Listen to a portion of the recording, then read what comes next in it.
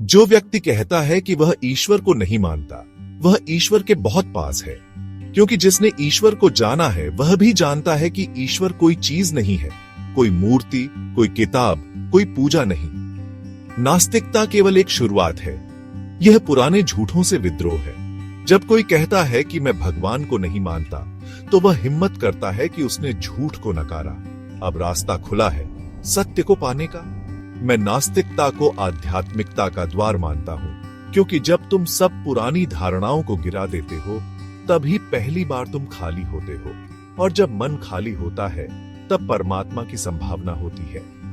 नास्तिक वह है जो कहता है मैं नहीं जानता, और जिसने कहा मैं नहीं जानता वही जानने के योग्य हुआ, क्योंकि ज्ञान वहीं आता है जहां अहंकार नहीं होता। आध्यात्मिकता का अर्थ है अपने भीतर जाना, अपने अस्तित्व को जानना। इसमें ईश्वर की कोई जरूरत नहीं, किसी धार्मिक संस्था की कोई जरूरत नहीं। मैं कहता हूं जो व्यक्ति सच्चा नास्तिक है वही सच्चा साधक है, क्योंकि उसने खोज शुरू की है। वह किसी दूसरे के कहे पर नहीं जी रहा, वह स्वयं अनुभव करना चाहता है। ईश्वर को मानना और जानना ये दो अलग बातें हैं। मानना आसान है, जानना कठिन है।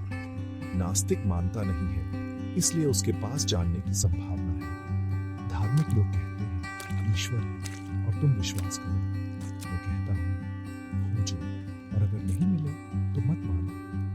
नास्तिकता अगर केवल विरोध बन जाए तो अधूरी है, लेकिन अगर वही नास्तिक ध्यान में डूबे, मौन को छूए, तो वह धार्मिकता का बीज बन सकता है। अतः नास्तिकता और आध्यात्मिकता विरोधी नहीं है। ये यात्रा के दो पड़ाव हैं। नास्तिकता पहला कदम है स्वतंत्रता की ओर, और आध्यात्मिकता अंतिम कदम है मौन की ओर, शून्यता की ओर।